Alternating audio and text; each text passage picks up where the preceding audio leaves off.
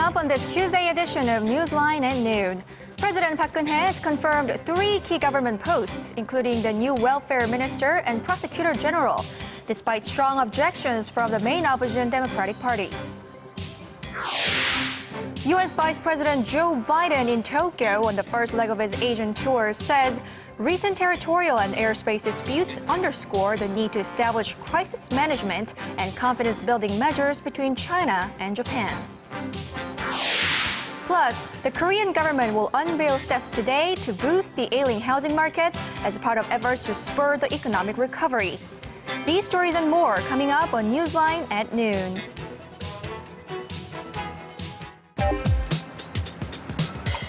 Where's the best place for bibimbap? Les Jeux Olympiques d'hiver se dérouleront-ils à Pyeongchang? هل أنتم حقاً سابع أكبر مصدر في العالم؟ この歌手は誰ですか？你好，最近哪部电视剧的人气最旺？ Korea is attracting interest from around the world. The more you know, the more you want to know. Dynamic Korea.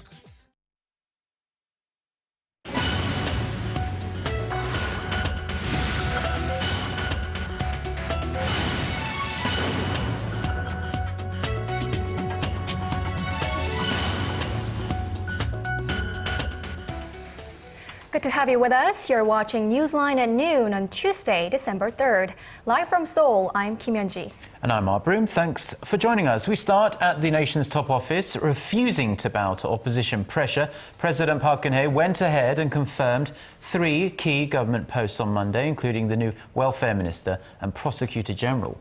The presidential office said the decision was necessary to normalize state affairs, but the main opposition Democratic Party slammed the president's move, saying she should have listened to their objections. Our presidential office correspondent Oh Jin-ju reports. Health and Welfare Minister Moon Hyung-pyo, Prosecutor-General Kim Jin-tae, and Chief State Auditor Hwang Chan-hyun have been officially placed into their respective seats by President Park Geun-hye. President Park ordered the newly appointed officials to work toward rooting out the abnormal practices that have penetrated state affairs, such as corruption, and make sure that nobody in any case defies the Constitution and the nation's democratic principles. The president had delayed all 3 appointments due to strong objections by the opposition party after a bill confirming the chief state auditor's nomination was unilaterally passed by the ruling Saenuri party last week. However, the presidential office of Cheongwon said Monday that it could no longer delay the appointments for the sake of normalizing state affairs and made it clear that the decision was not made with any political consideration. Political pundits say the president appears to have decided to fill the key post to minimize disruptions to government affairs amid prolonged gridlock at the National Assembly. In Korea, nominees for key government posts must undergo parliamentary confirmation hearings. But regardless of the result, the president is allowed to push ahead with an appointment 20 days after a bill for parliamentary approval has been submitted to the Assembly. While the ruling party welcomed President Park's appointments, the main opposition Democratic Party slammed the decision, saying that she has completely disregarded the National Assembly, especially as it took place during a meeting between the leaders of the 2 main rival parties. The nomination for Health and Welfare Minister Moon was the subject of the strongest opposition by the DP over allegations that he had used a corporate credit card for personal use. Oh Jin-ju, Arirang News. U.S. Vice President Joe Biden is in Tokyo on the first stop of his week-long trip to Northeast Asia, where he looks to calm tensions over China's recent establishment of an air defense identification zone. Biden has admitted Washington is deeply concerned about the situation. Shin Se-min reports. Vice President Joe Biden's trip to Northeast Asia this week comes as a U.S. attempt to re-establish connections with the region at a time of smothering tensions. In a written interview with the Japanese daily Asahi Shimbun preceding his visit to Tokyo, Beijing, and Seoul, Biden said the U.S. was deeply concerned by China's designation of an air defense identification zone over the East China Sea. He said the latest development underscores the need for agreement between China and Japan to establish crisis management and confidence-building measures to lower tensions. Biden also stressed that he would emphasize during his meeting with Japanese Prime Minister Shinzo Abe Tuesday the importance of avoiding actions that could undermine peace, security, and prosperity in the region. Japan is expected to ask the U.S. why its federal regulators advise American civilian flights to comply with the Chinese regulations and identify themselves before entering the airspace. The Japanese and South Korean governments have told their airlines to ignore the Chinese demand. Biden has a delicate and tricky task on his hands due to China's growing territorial assertiveness under President Xi Jinping, but he is expected to tell Xi later this week that Washington regards Beijing's move as a provocation and plans to disregard it at least as far as military operations go. Biden's aides say, however, that the vice president will not deliver a formal diplomatic protest to Beijing. Biden is due to hold talks in Seoul on Thursday with President Park Geun-hye on the airspace dispute, U.S. policy in Asia, as well as North Korea-related issues. Shin Se-min, Arirang News. The United States has sent 2 advanced submarine hunting military jets to Japan as regional tensions continue to bubble over Beijing's establishment of an air defense zone in the East China Sea. The deployment of 2 P-8A Poseidon surveillance planes, ahead of another 4 due to arrive in the coming days, comes as the Pentagon once again confirmed that it will continue routinely flying operations in the region, including in China's new defense zone. U.S. officials have acknowledged the deployment comes at a time of high tension, but were keen to stress the decision was made before China's announcement. The P-8A is considered the most advanced long-range anti-submarine and anti-surface warfare aircraft in the world. Korea is reportedly in early discussions with the United States on the possibility of expanding its air defense area in the wake of Beijing's demarcation of an air defense zone that overlaps with that of Korea's. Hwang Sung-hee has the details. Korea and the United States have reportedly begun discussions on Seoul's plans to expand its air defense identification zone in response to China's recent expansion of its air defense zone in the East China Sea. Citing a diplomatic source in Washington, Seoul-based Yonhap News Agency reported Tuesday that the 2 sides have been in close consultation since China unilaterally redrew its air defense identification zone. Korea's plans are being discussed in the same vein.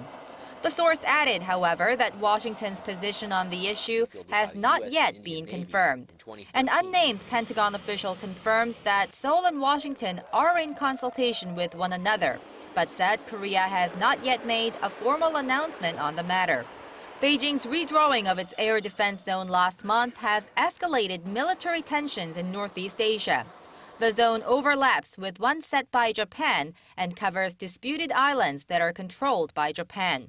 It also partly overlaps with Korea's air defense zone and the aerial space above Yeodo, a submerged rocky mass lying in exclusive economic zones in the East China Sea held by the 2 countries that also overlap with one another. Korea is now considering expanding its air defense zone further south to cover Yeodo. China's latest move will be one of the key issues addressed by U.S. Vice President Joe Biden during his East Asia tour this week. The White House said that Biden will express U.S. concerns to officials in Beijing, while also conferring with U.S. allies, Korea and Japan. Hwang Sung-hee, Arirang News. China and Britain are stepping up efforts to cement their economic ties. While the United States and Japan try to balance their economic cooperation with moves to contain China's geopolitical influence, British Prime Minister David Cameron said his country was China's strongest advocate in the West, and he vowed to push for a free trade deal between the European Union and the world's second-largest economy. Song Ji-sun has the details. British Prime Minister David Cameron and his 150-member delegation of British business leaders were greeted warmly in Beijing on Monday. Meeting at the Great Hall of the People, Cameron and his counterpart Li Keqiang pledged to work together on China's nuclear power and high-speed rail projects and to push for a free trade deal between China and the European Union. The way forward for Britain and China is more openness and dialogue, delivering mutual benefits for people here and back at home. Lee said Britain and China were indispensable and equal partners. We believe China and Britain should respect each other, treat fairly, accommodate our major concerns, and keep strengthening political trust in a bid to ensure our relations develop on the right path. The two also signed a dozen MOUs to boost investment between the two countries, as well as to promote the development of China's gas reserves. Cameron is also trying to mend bilateral ties soured by his meeting with Tibetan spiritual leader Dalai Lama in May. 송지선, Arirang News. The U.S. government has once again urged North Korea to release two citizens, Kenneth Bae and Merrill Newman, who are being detained in the communist state. White House Press Secretary Jay Carney said at a press briefing Monday that the U.S. is deeply concerned about the welfare of the two Americans and called for the immediate release of Newman, who is advanced in age, and Bae, who has been detained in the North for more than a year. Newman was detained last month while traveling to the North on a tourist visa. The leaders of the ruling and main opposition parties reportedly made scant progress as they met for a second time on Tuesday in an attempt to break a months-long parliamentary deadlock over allegations that the nation's spy agency interfered in last year's presidential election. Their discussions reportedly revolved around the election allegations and what to do about the 2014 budget. Kim Young-gil reports. The chairs and floor leaders of the ruling Saenuri and main opposition Democratic Party are talking again after months of being at odds over allegations that the National Intelligence Service and other governmental bodies meddled in last year's presidential election. At a meeting Tuesday, their second in 2 days, they reportedly discussed the possibility of granting the National Assembly's Intelligence Committee the power to penalize the National Intelligence Service. They were also said to have discussed the possibility of giving legislative power to a task force charged with reforming the state spy agency. The dispute between the two parties over the election meddling allegations has deadlocked Parliament for months, until now the opposition party's demand for a special investigation into the allegations and its call for the formation of a task force to reform the spy agency have gone unanswered. Although no decisions were made at the Tuesday meeting, early reports suggest some progress has been made. However, there is still a long road ahead. The two sides have yet to make headway on nominating a chair for the task force, nor have they made a decision on whether they will appoint a special prosecutor to investigate the election meddling allegations. In a conciliatory gesture before the Tuesday meeting, the Saenuri Party called off plans to put the budget bill up for a vote without the Democrats at a budget committee meeting on Monday, hoping the Tuesday meeting would produce a positive outcome. However, that means lawmakers have again missed the constitutionally mandated deadline for passing the annual budget bill, which is December 2nd this year. It's the 11th straight year the deadline has been missed. Kim Young-gil, Arirang News.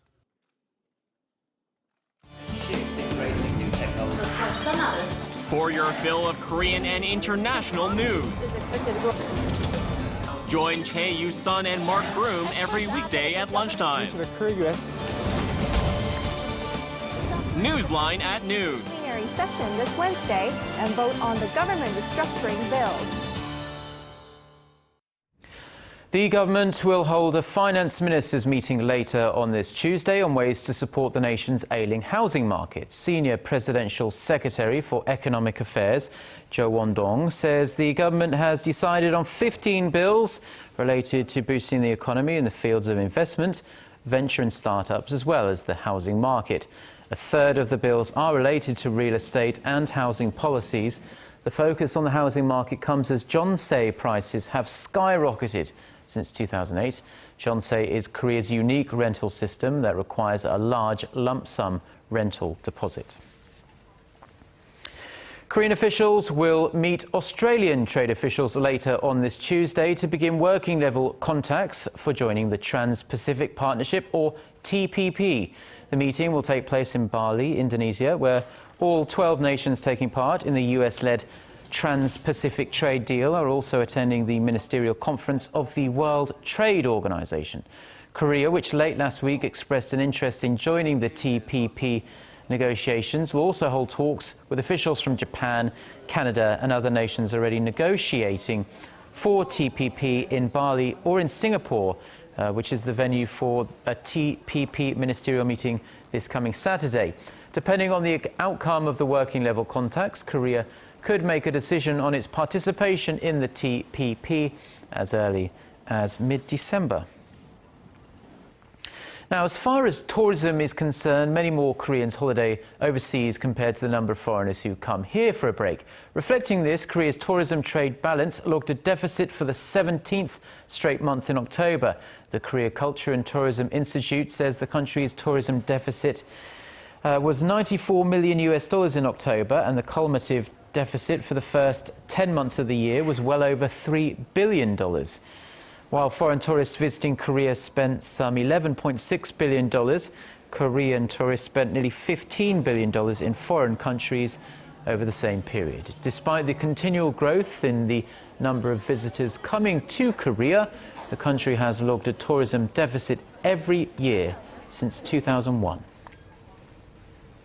A United Nations inquiry says it has evidence that implicates Syrian President Bashar al-Assad in the authorization of war crimes.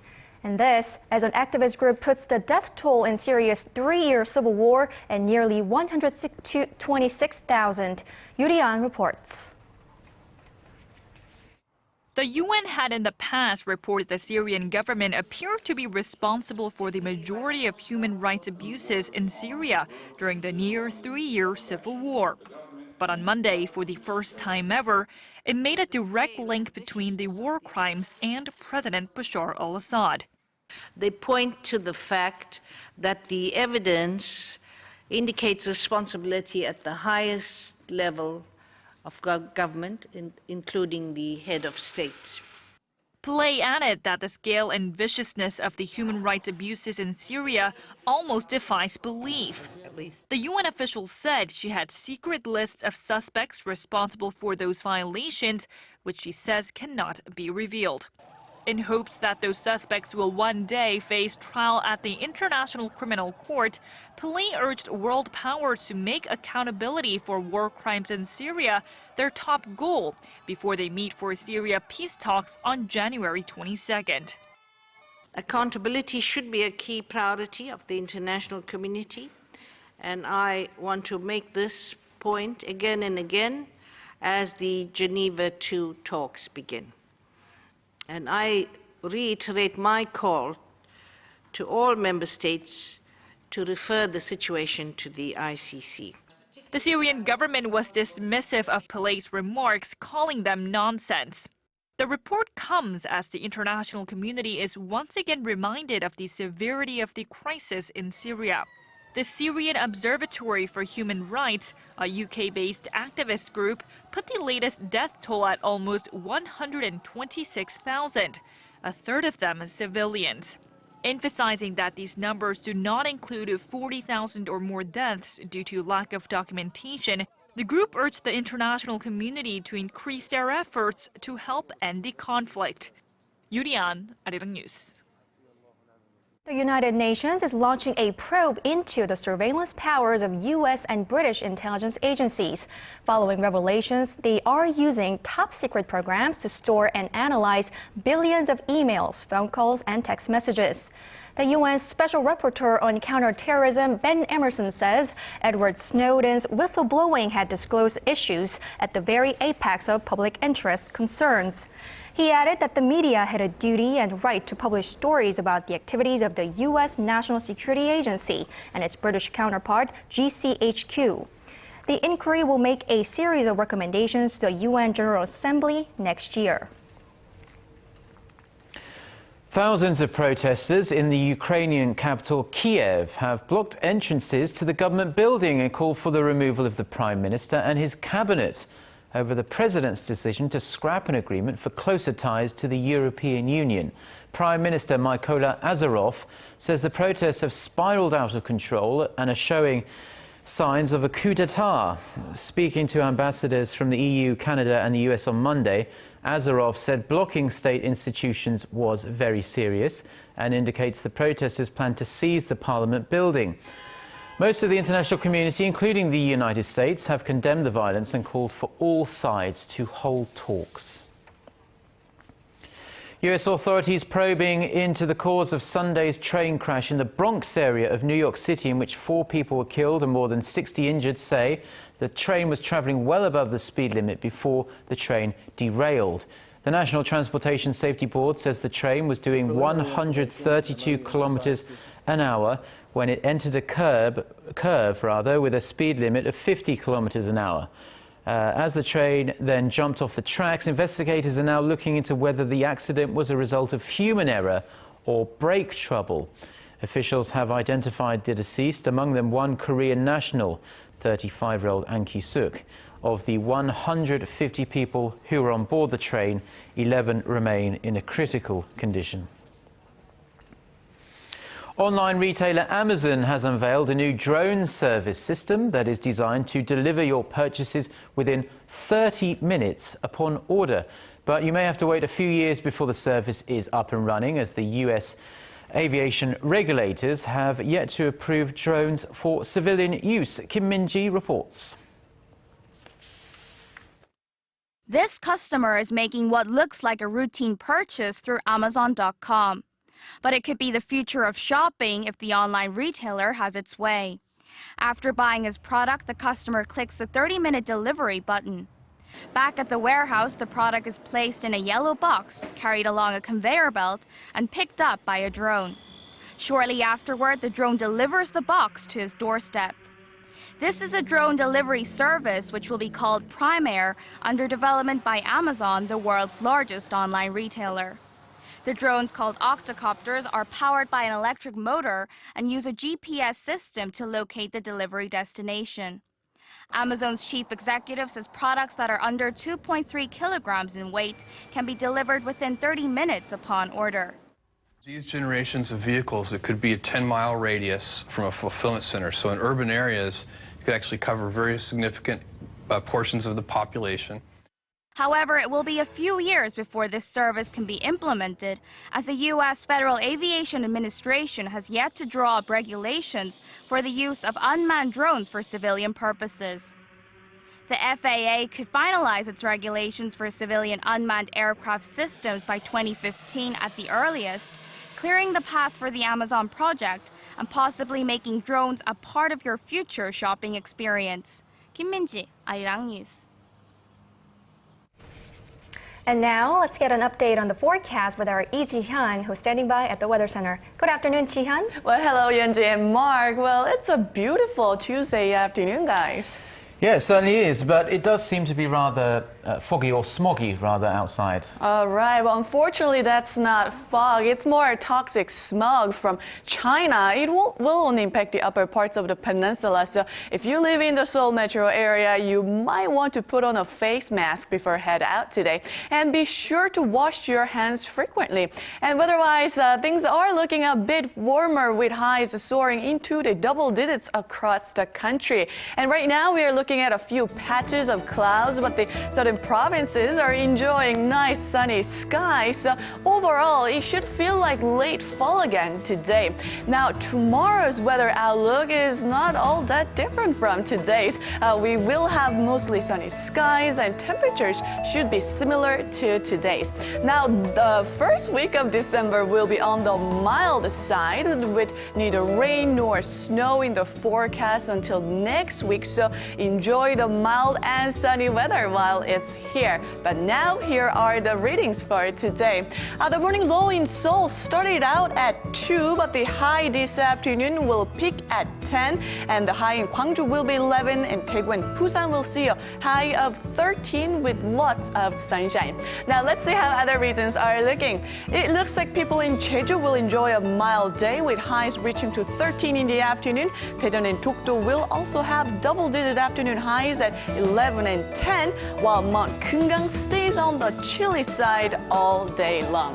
Now, that's all for Korea, and here's the global forecast for viewers around the world.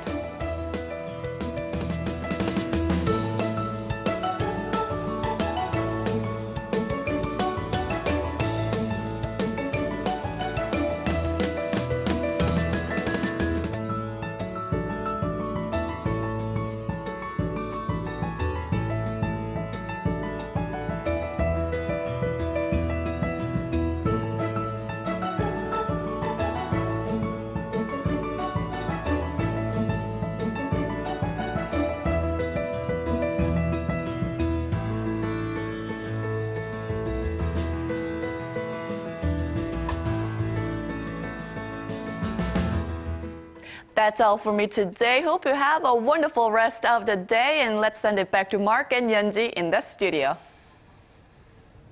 Well, thank you very much, Jion, for the wonderful weather report there. And those are the stories we're following at this hour. Join us again the same time tomorrow for stories making headlines in Korea and around the world. Yes, stay tuned to Arirang for more news updates coming your way in just a bit. Thank you for watching.